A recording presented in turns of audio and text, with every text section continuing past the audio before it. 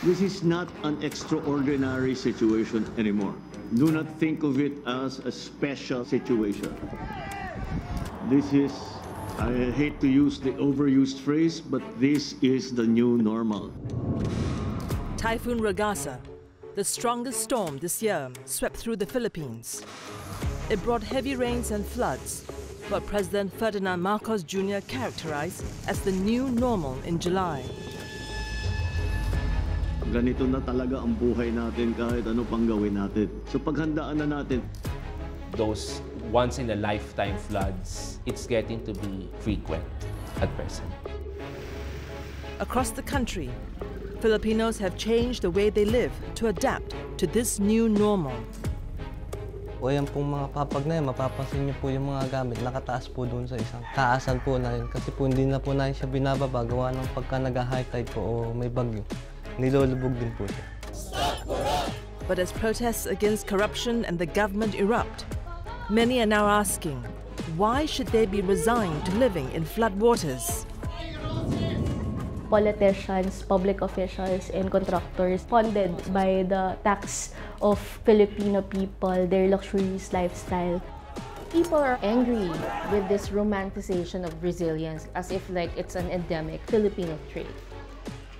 Ba't kailangan natin mabuhay sa baha, di ba?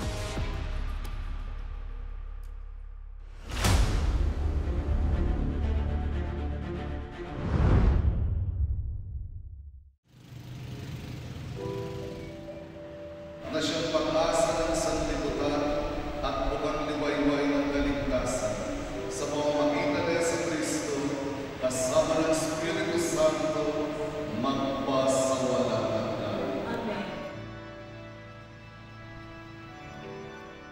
At this Catholic church in Hagonoy, a town in Bulacan province, Mass timings are always changing. Today, churchgoers arrived early in the morning at 6. They wanted to beat the tide. Ang simbahan ang nag-a-adjust sa tubig. For example, kahapon, buong umaga, mataas ang tubig. Kaya wala kaming misa ng umaga. Yung mga misa namin, nililipat na siya sa hapon. Dahil wala ng tubig nun eh. Mass ended just on time, as water began seeping into the church as the tide outside rose.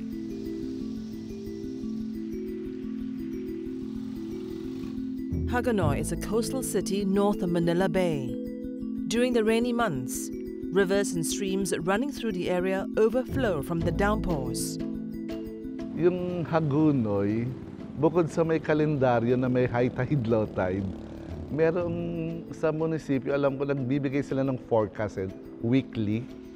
Ang worry lang namin, kapag mataas ang tubig, nasa bayan ng habagat o bagyo. Kasi mas tumataas siya. Saka mas tumatagal. Every year, napapansin ko, pataas ng pataas yung tubig. All across the Philippines, people are changing the way they live day to day to account for flooding. It's the new normal. This was how Philippine President Ferdinand Marcos Jr. characterized heavy rains and frequent floods in the country. Normally, storms and floods happen in the Philippines considering our geographic location.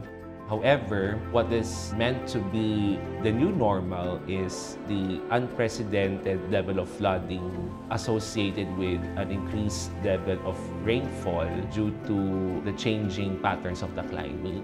Those once-in-a-lifetime floods that we used to see for a longer period of time, it's getting to be frequent at present. Kahit naman ituloy namin kung mataas ang tubig, napaka-limited lang ng tao na makakarating. Delikado kasi siyempre yung sa daga, yung tubig marumi. Kaya nakakatakot din.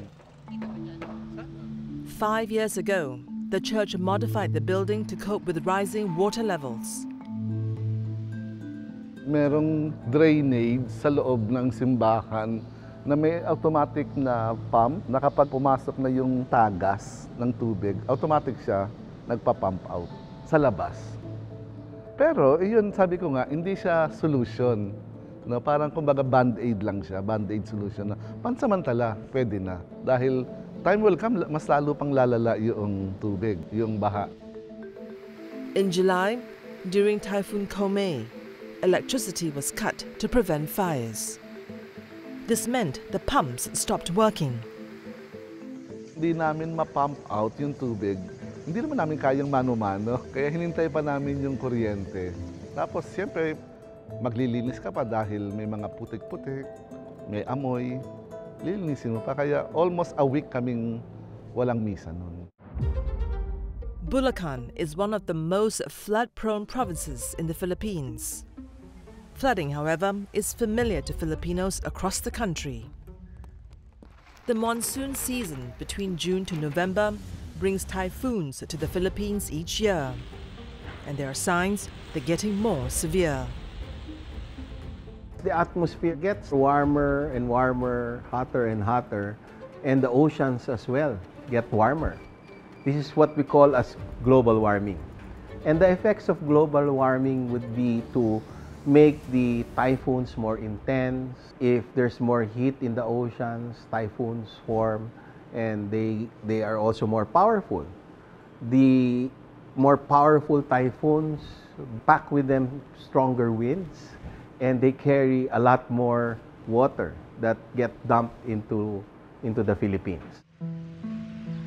Wading in and out of church is just one example of how Filipinos have adjusted to the new normal. Here in the same city, motorbike taxis look a little taller than usual. Ito, dito nakalagay. Ngayon, ito po yung extension nga para siya tumaas. Ito po yung bago ngayon. Ang pagpapataas ng tikling, nung kausapin ko yung mekaniko o yung gumagawa ng tikling, kanyang ginamit na bakal, meron siyang nakuha ang mga bakal ng mga pundido, yung bang hindi na kinaganong kinakalawang. Ang binago ko dito, yung flooring niya, dati siyang flat bar. Ngayon, naisip ko, tabla na lang para mas matagal, hindi siya kagad mabulok. Babasa man siya, hindi siya mabubulok, ganyan lang siya. Arnaldo Palat used to sell produce on his tricycle. 1 year ago, he switched to ferrying passengers on his motorcycle instead. His bike modifications allow him to ride even when the water level is knee-deep. Minsan pagkakuan, mga estudyante, tatawagin ako, Karili ka, pwede ka ba ka sa labasan? Pwede ka ako sa labasan.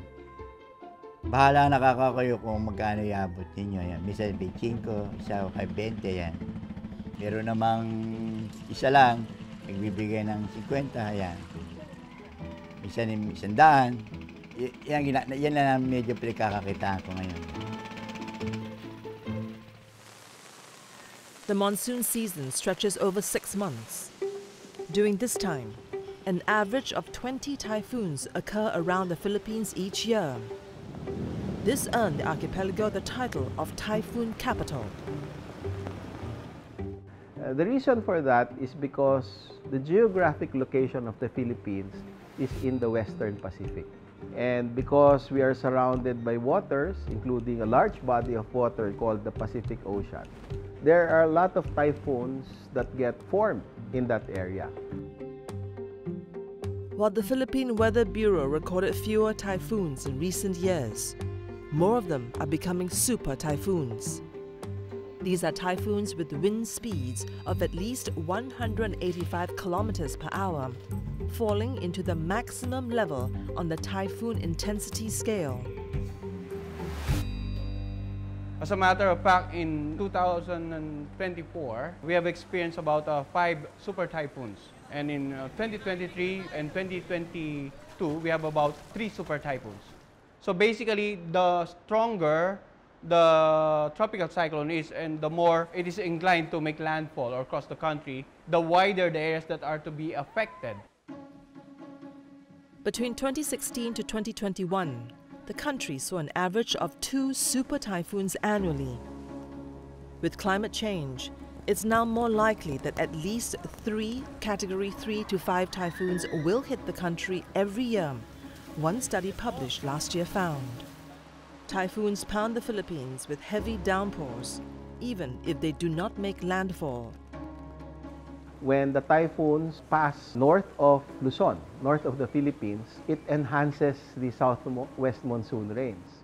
It gives it vitamins. The rains get more intense, and when they precipitate, they dump the rains in the western part of the country, Metro Manila included.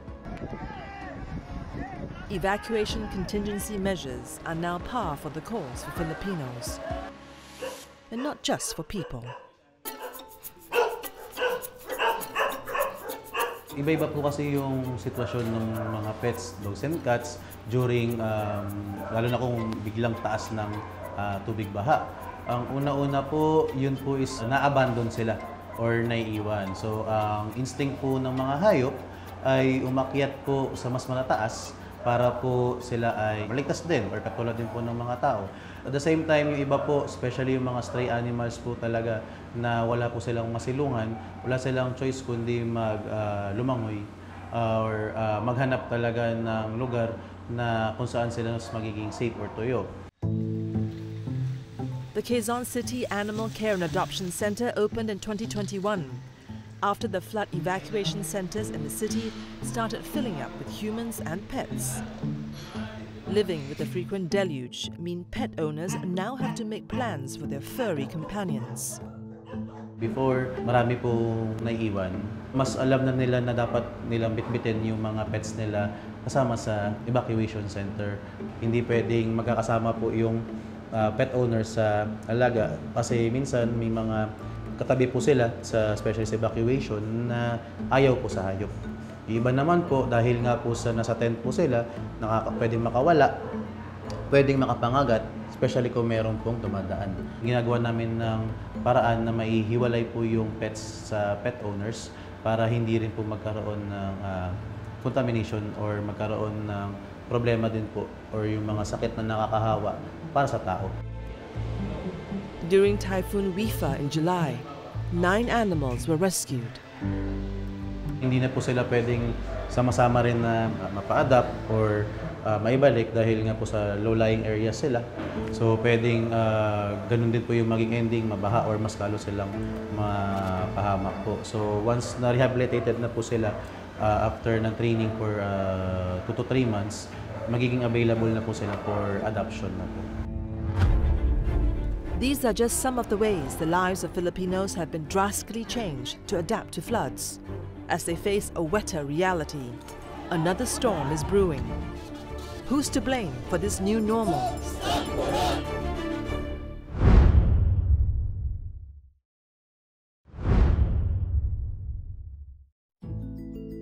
Last month, Typhoon Ragasa made its way past northern Philippines. It sent showers over Laguna, a province south of Manila. Pagbabaho ng tulayhong to, lubog ho to. Lubog. Ulan lang po yun. E di lalo na ako kung may dadating na bagyo at rumaragas ang tubig na manggagaling po sa taas, malamang na maepektuhan po itong aking mga kabarangay hong to dahil nga po sa wala nga hong dadaanan po ang tubig. For some residents in Laguna, Typhoon Ragasa's landfall was woe upon woe. Many had previously evacuated when an earlier typhoon, Komay, hit in late July. Dito po sa aming barangay ay meron po akong 3,000 na mga residente. Ang akin pong nasa evacuation po ay nasa 300 po. 300 families po. Yung iba po yung sira na kasi nga po matagal-tagal na din po nakababad po yung kanilang mga poste, mga kahoy. Kaya po wala pa akong kasiguruhan kung kailan po sila makakauwi. Baka abutin pa nga po ng Pasko, bagong taon, umari ganun po mangyari. Some residents wondered why they were visited with disaster. After all, a flood wall, which was declared completed in 2024, was supposed to keep the waters at bay. The higher embankment was intended to hold back the water should the Bai River burst its banks. But when the storms came, it did not work. Yung iba po, marami pong natutuwa Dahil nga po masasanggahan po yung kanila pong mga tahanan. Gawa nga po ng flood control na yan. Yun naman pong iba ay nagre-reklamo kasi nga po gawa nga po ng yung mga drainage canal na dating umaagos po dun sa baybaying ilog ay hindi nga po binigyan ho nila ng butas. The workmanship on the project was shoddy with inadequate drainage systems. Nakakalabas po pero pag nabaraduhan po ng mga konting basura, barado na po kasi maliit nga po. Another river dike was marked as completed in 2023. But when Insight visited the site, there were signs that it was unfinished. Kita nyo naman, may nakaabang pa humbakal. Ibig sabihin po nun talagang bitin pa siguro. There are other flood projects where corner cutting is evident through the country, which President Marcos Jr. blamed on corruption during his State of the Nation address in July. Kaya sa mga nakikipagsabwatan upang kunin ang pondo ng bayan at nakawin ang kinabukasan ng ating mga mamamayan, mahiya naman kayo sa inyong kapwa Pilipino. Mahiya naman kayo sa mga kabahayan nating naanod o nalubog sa mga pagbaha. Subsequently, an audit found that over 545 billion pesos or $9.5 billion has been spent on over 9,000 flood control projects under the Marcos Jr. administration, which began in 2022. Yet, 20% of these were awarded to just 15 contractors. 6 in 10 projects were initiated without specifying key building details. We've had recent revelations on evidence of corruption in our flood control project. So I see the problem in 2 layers. One is what they call the ghost projects, where projects that were claimed to be finished were really not built. And then secondly is the lack of quality in the projects that actually did get built, where people are saying these are just like props. They really have no impact on flooding and they're just there for theater, right? It's performative. Following the president's remarks, a congressional probe accused senators, contractors, and government officials of receiving up to 25% of flood control funds as kickbacks. Senator Panfilo Lacson claimed only 40% of the total project budget actually went to implementation. Greenpeace estimates a whopping $17.6 billion was plundered since 2023. This makes it one of the country's largest corruption scandals in decades, sparking protests in September. Social media videos of the children of politicians and contractors flaunting their wealth added to the public backlash.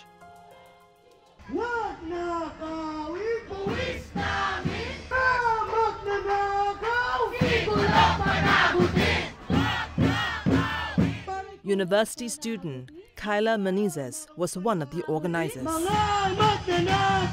A lot of Filipinos get angry about it because we're sacrificing lives in massive flooding within our communities, and these politicians, public officials, and contractors funded by the tax of Filipino people, their luxurious lifestyle, which is really, really public, from TikTok to like mainstream media as well. If we will sum all the corrupted peso in the Philippine, in this flood control projects alone, it's like 1 billion pesos every day. Imagine. So that's how big and massive this corruption is.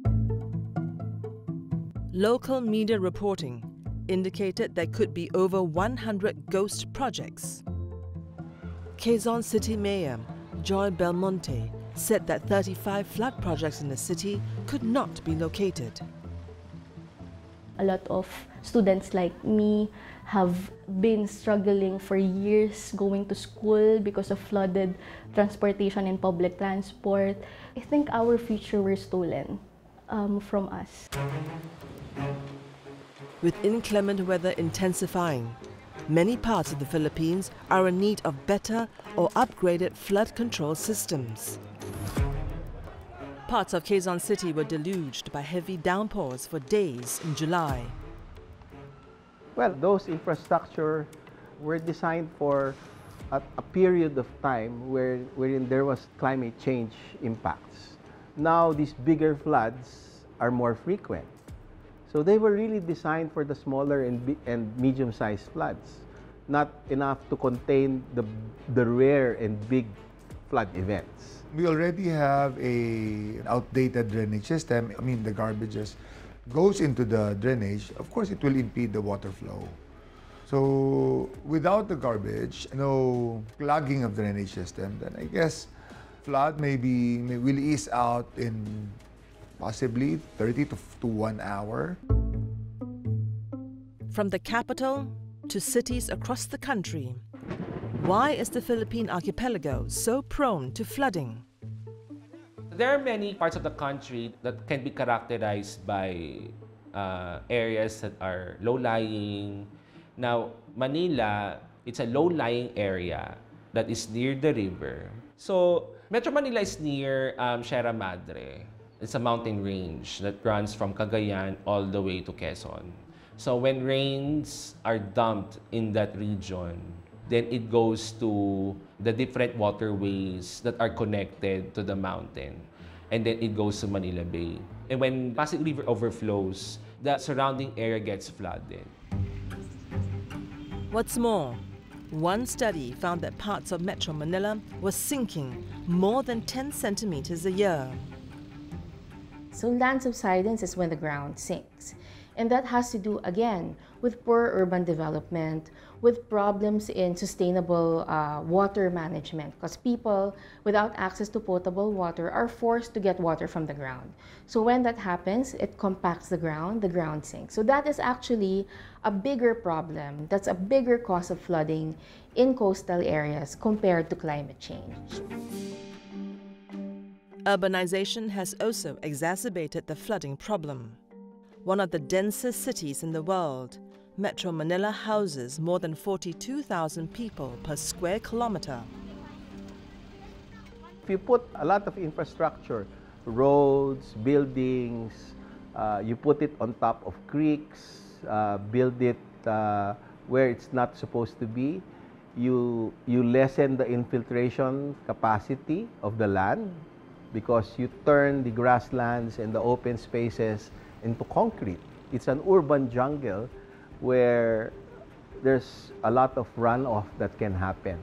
And when there's a lot of runoff and they're directed towards the creeks, streams, they accumulate there all at the same time and they're going to be inundated. And unfortunately, we have not planned well. There are a lot of settlements in these areas. We claim the areas beside the river as ours, but really they are part of the river.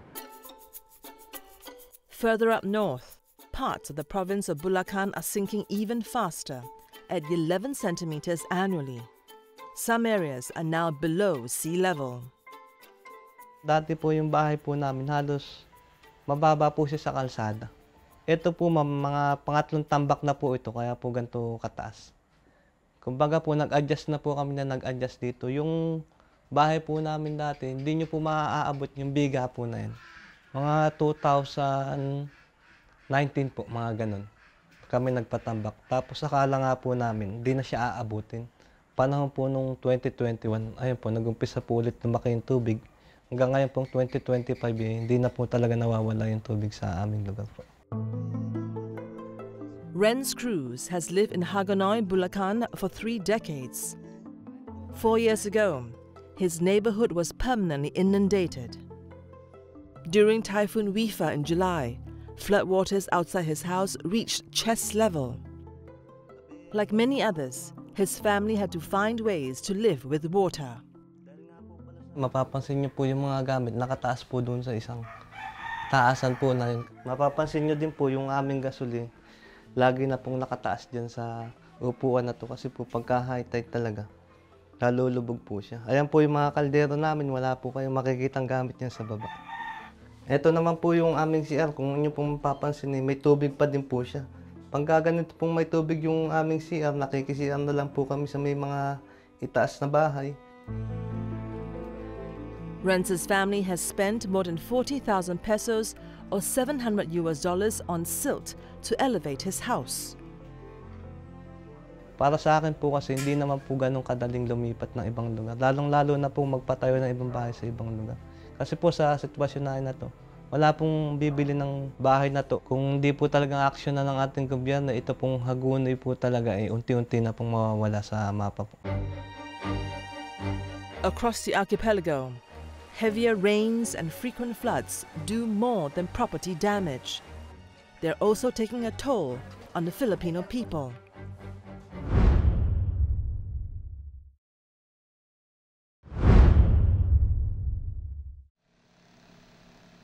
Yung mga nararamdaman ko tuwing may malakas na ulan at saka malakas na hangin, yung magsisimula siya sa parang matatakot mo, nakakabahan, magpapalpitate.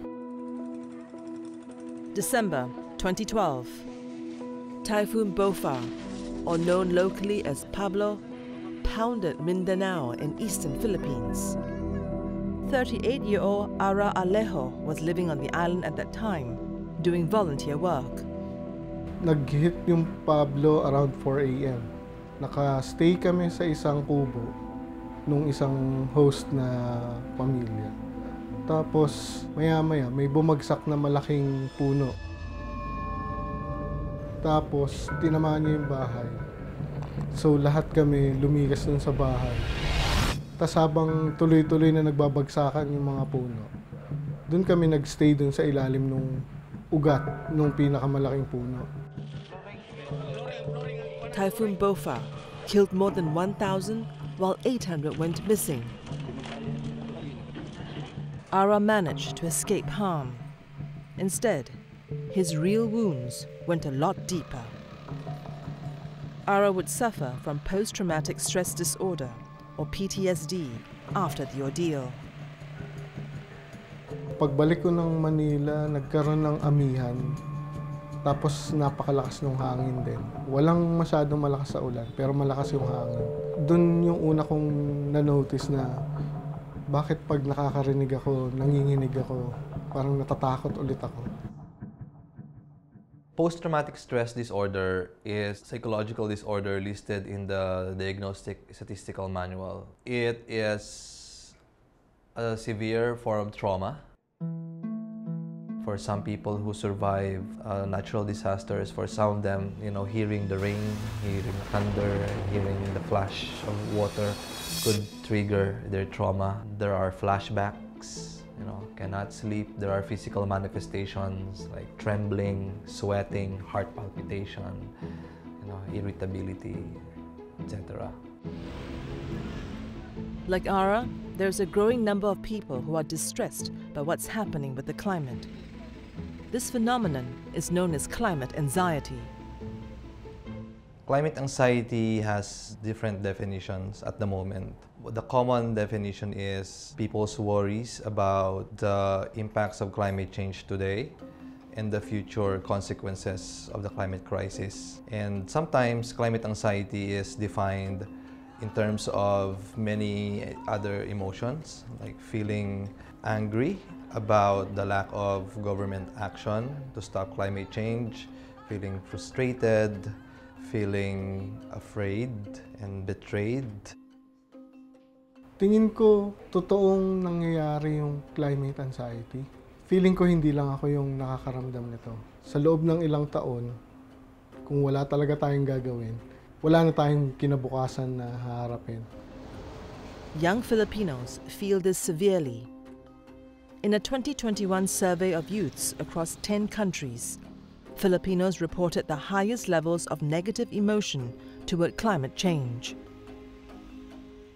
The Philippines is a developing country, and so our resources for climate adaptation, and resources for disaster preparedness are limited.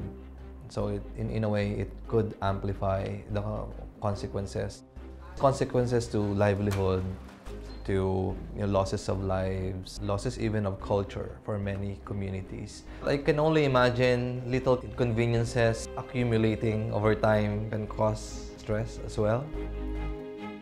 For Renz, whose house is constantly inundated, living with the water is physically and emotionally taxing. Pagka nalabog po kasi yung bahay, hindi mo linisin yung loob ng bahay. Kasi po yung tubig baha po, pagka hindi po nalinis, bumabaho po yung loob ng bahay. Nag-aamoy bulak po. Kumbaga po, nai-stress na rin po yung mga tao dito pag lilinis sa bahay. Lagi pong nakataas, hindi ka po makapagluto ng ayos. Yun po yung isang mahirap. Pagkagising nyo sa umaga, bago ka pumasok, magkakape ka pa lang, basa ka na po ng tubig. Elsewhere, regular activities are interrupted by the weather.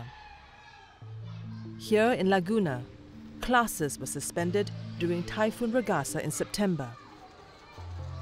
Minsan po kasi hindi po siya nakakapasok kasi pag po, mataas po yung tubig, hindi po makakabasa-basa makapasok ang mga bata. Mother of two, Helen Abad Labayo is putting up at an evacuation center after her house was swamped with floodwaters in July. Her children sometimes show up for just 2 days of classes a week during the rainy months. When they do not attend physically, they're assigned online modules.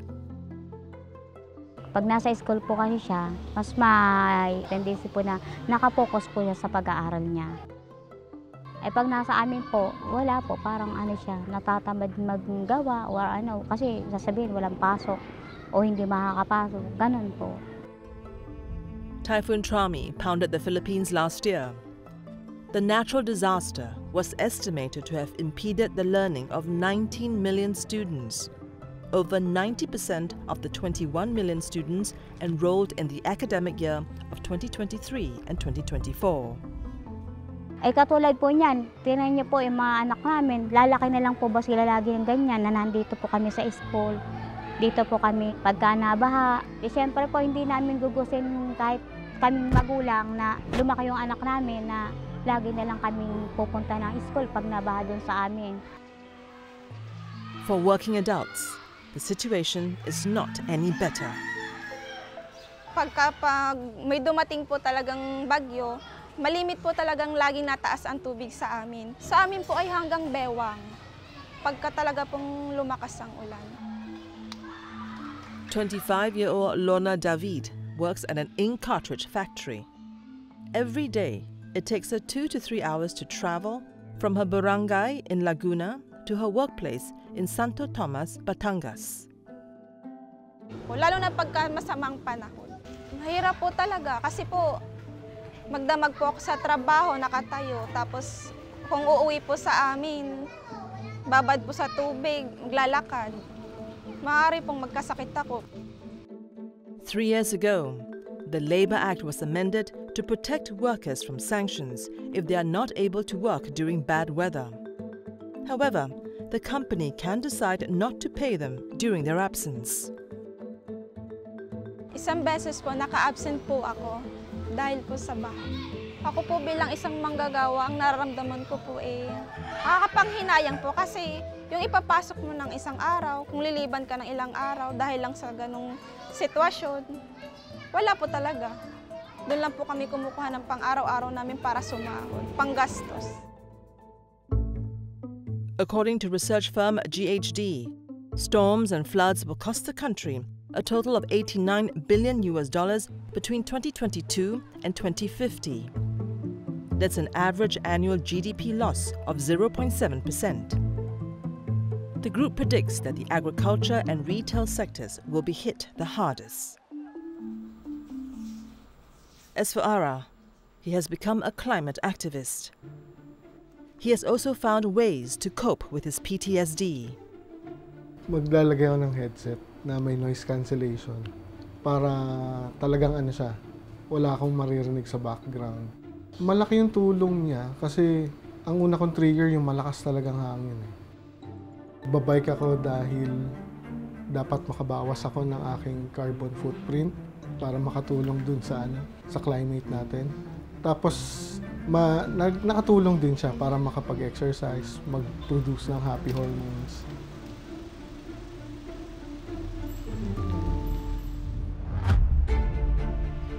Long touted as a resilient people, Filipinos are now pushing back against this narrative.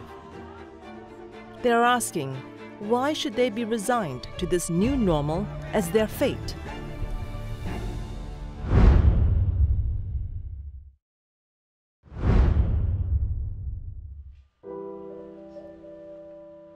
Nakakalungkot. Kasi napakasaya ng lugar na ito, ma'am eh. Sa isang iglap lang, naging ghost town siya, ma'am. Napakatahimik na niya. Nawala na yung sigla. Tahimik. Last October, Typhoon Trami hit the Philippines. It was a Category 1 storm, the lowest on the typhoon intensity scale. Jomili lived in Talisay, a town of 40,000 in Batangas province. The people here were not prepared for what happened when the storm hit. Rainwaters triggered a landslide which resulted in 18 deaths. Sa history ng Talisay, first time po yun. Binigla po kami ng mga time na yun, ma'am. Hindi naman po ganun kalakas ang ulan eh. Nagsabi din po ang barangay, ma'am, na kung kailangan lumikas at meron naman pa evacuation doon sa barangay, sa school, sa court. Kumbaga noong mga time talaga na yun, parang wala sa amin yung pangyayari, yung pag-ulan. Jomili, a mother of 4, lost her second son in the disaster. Din po ma'am sa part ng Tagaytay, pababa. Tapos dito po siya unang rumagasa. Kaya ang unang tinamaan yung bahay ng biyanan ko po. Kung saan nandun yung anak ko nakatigil. Dito po kaya halos lahat po ng bahayan dyan ay natupok po siya ng landslide. Across the Philippines, there are places like Talisay. Places which used to escape flooding but are now at risk during the wet months. So, for those areas that experience floods for the first time, it could possibly happen in the future, considering the severity of typhoons or the increasing level of rainfall because of the lingering impacts of climate change.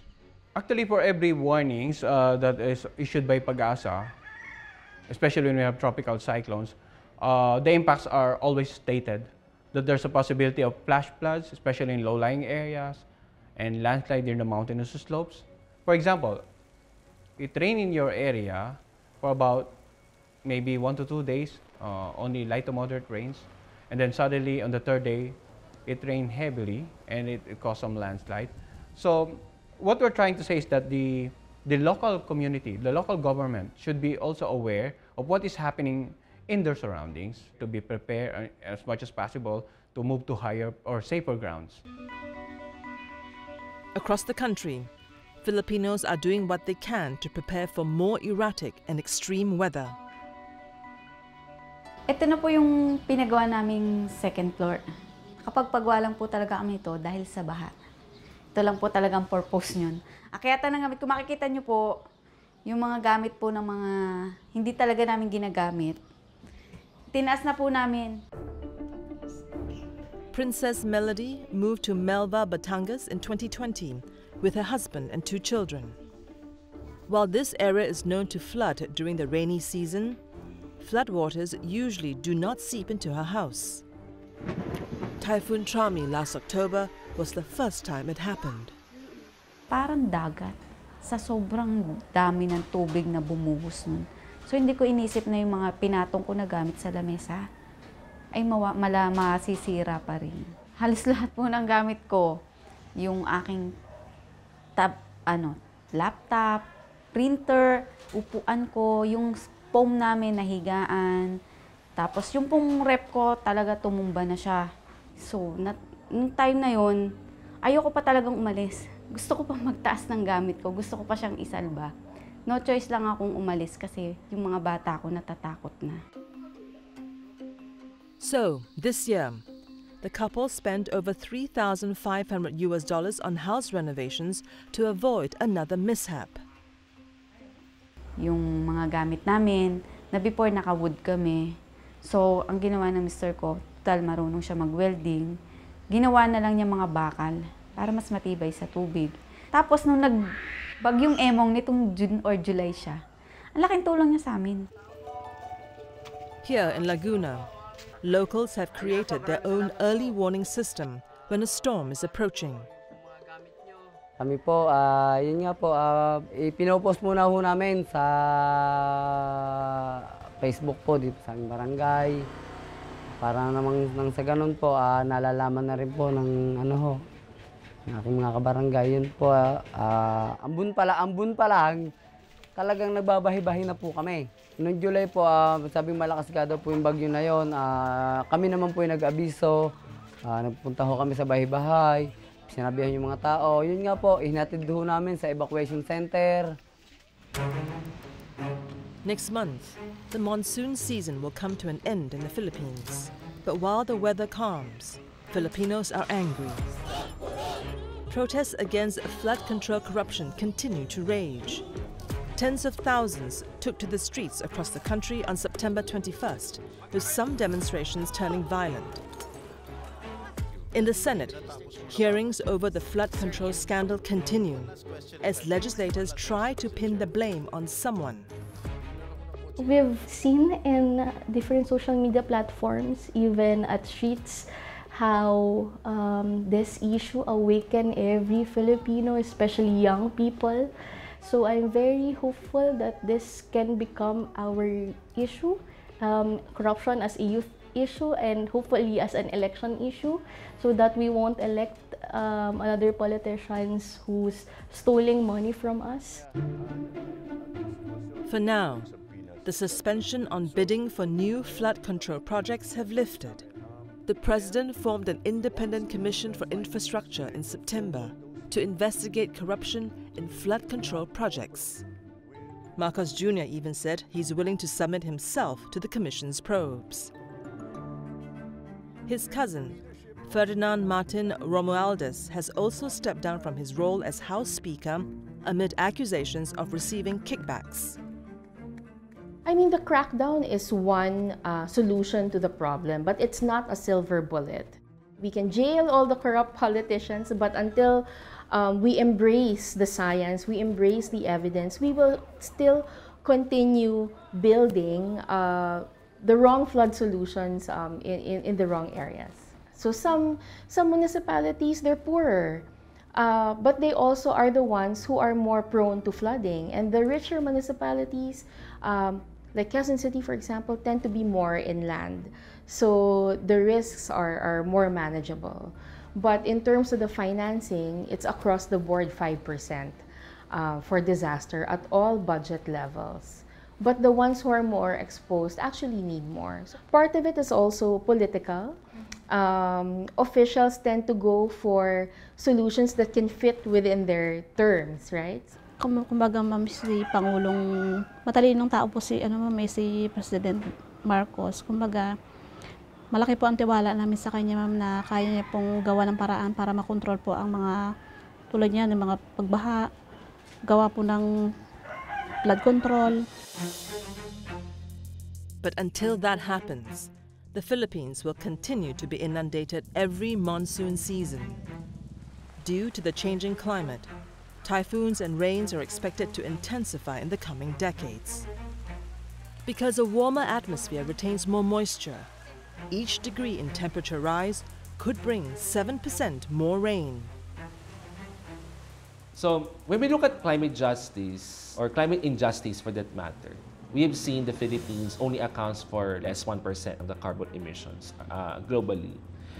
But developed countries account for like more than 70% of the carbon emissions. But yet again, the Philippines experiences much of the brunt of the climate crisis. And this is the heart of climate injustice, that there is inequality in terms of the impacts of climate change. As for the Filipinos, they are left to ask why they should be resigned to live with this new normal. Ako, naawa ako. As kung ano natin sa family, ako yung head, no? Yung tao siguro, dahil matagal na sila, wala na silang magagawa, niyakap na lang nila yun. In-enjoy na lang nila. Pero siyempre, hindi eh. Di ba? Dapat malaman din na hindi okay. Hindi okay. Although, ini-enjoy na lang ng tao, pero hindi ibig sabihin nun, okay kami dito. Hindi. Hindi naman po siguro habang buhay na magtitiis po tayo sa baha na hindi po tayo makagalaw ng ayos tulad po ng pagtatrabaho. Kahit nga lang po maglakad dyan sa labas ng bahay, hindi na magawa. Gawa po na may tubig. Ba't kailangan natin mabuhay sa baha, di ba? Gaya dito, binabaha kami. Nasasanay na kami na parang new normal na rin sa amin na binabaha kami. Pero may solusyon naman. Gawan na lang ng paraan ng gobyerno. Yan yung sinasabi namin na pwede namang gawa ng paraan. Ba't hindi nila gawa ng paraan? Pero hanggat may mga bahagi ng gobyerno at ilang mga individual na nakikinabang dun sa pera ng bayan na sana nagamit sa mga totoong solusyon para sa climate. Kaya hindi ako masyadong optimistic, parang hindi ako maniniwala agad na may magagawa sila. Hanggat hindi natutupad walang napaparusahan dun sa issue ngayon ng flood control. That Filipinos are always happy regardless of what flood or disaster comes our way, I feel like that's a very unfortunate stereotype, and that's a stereotype that works for the people in power because it deflects accountability. I'm not going to do my job anymore because people are going to be happy. But when you look at actual experiences and feedback of people, there are footage of people crying in terror because the flood is about to drown them or hit their homes or hit their livelihoods. People are already disillusioned by and even angry with this romanticization of resilience as if like it's an endemic Filipino trait.